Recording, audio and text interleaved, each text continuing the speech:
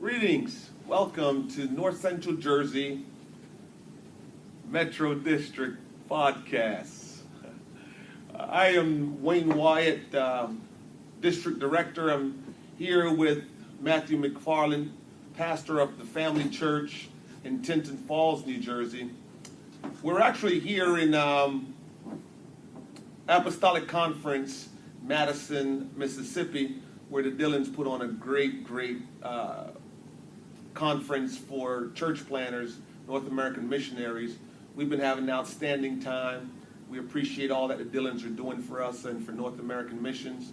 And we're here. We're actually using one of their conference rooms right now to video our video here today. Brother White is here with us. He's our secretary of the North Central Jersey District. And we just wanted to share with you some of the things that's going on in New Jersey, in our district. And we hope that it will be of encouragement and a blessing to everyone that would take the time to look at this.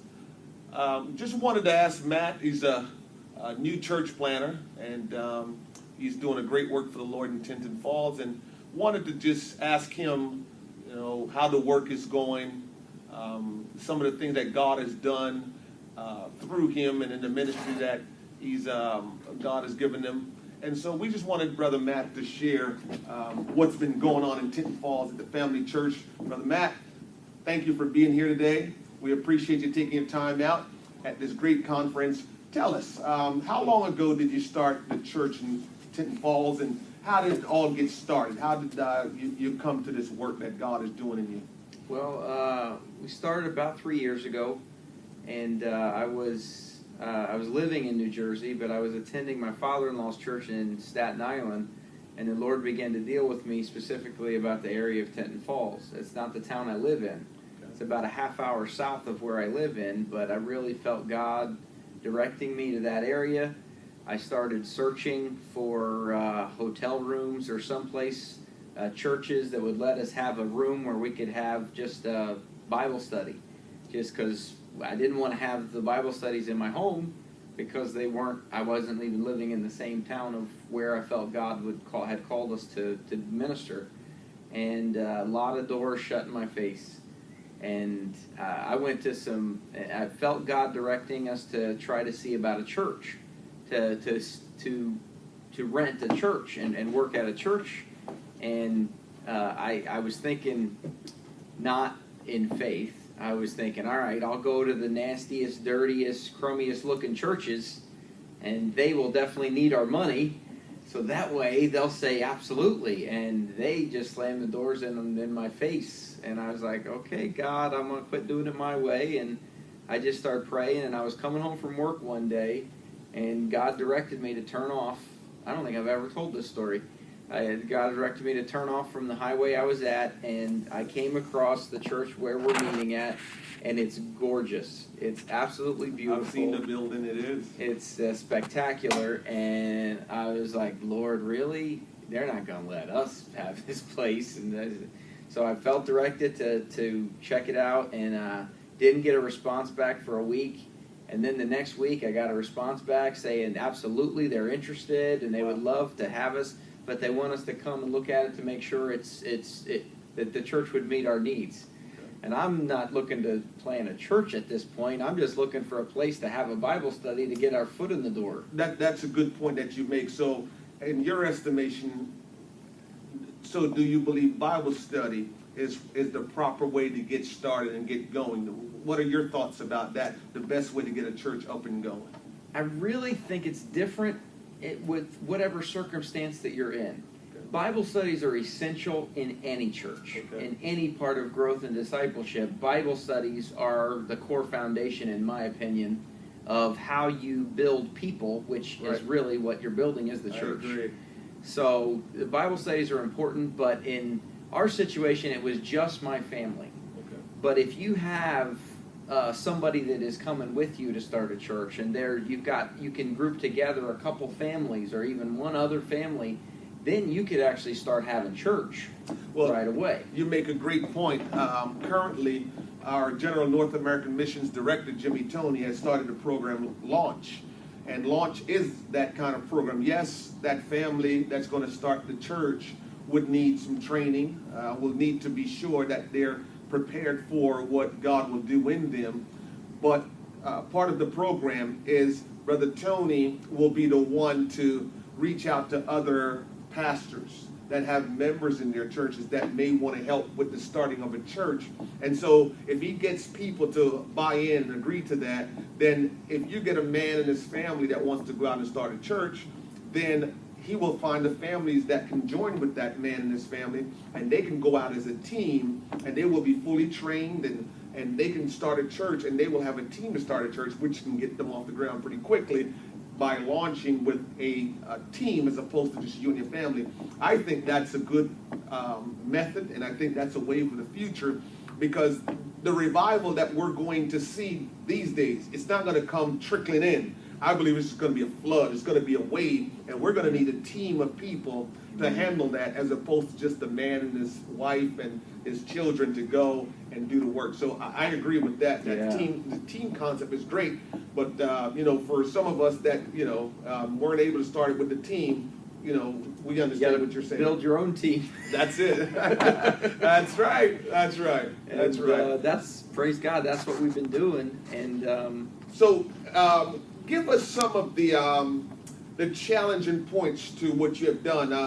Brother Tony liked to talk about, church planners should be careful in going on Facebook Sunday nights, because there's so many great things that you're seeing posted on Facebook, and if nothing great happened in your little, church plant, then you can get discouraged. Yeah. And so we try to, and I think it's something that he does well, and I try to mimic that in some aspect, and that is tell the other side as well. So, 6 weeks had gone by, no one received the Holy Ghost, or, things like that, no one got baptized.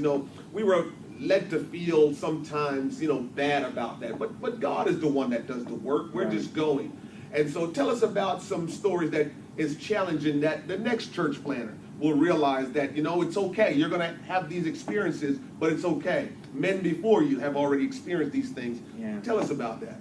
Well, what's been tremendous for me that has helped me, where I haven't had to deal with a lot of that comparing thing, is that I've still been able to be connected to my father-in-law's church that is a mother church to us. Outstanding. And my father-in-law has been there to help me to stay grounded and not get, because it's just human nature. You see these great reports and you rejoice with them, but you just think, yeah, I've been a year and we've had one person get the Holy Ghost in a year and 12 months, and that's huge.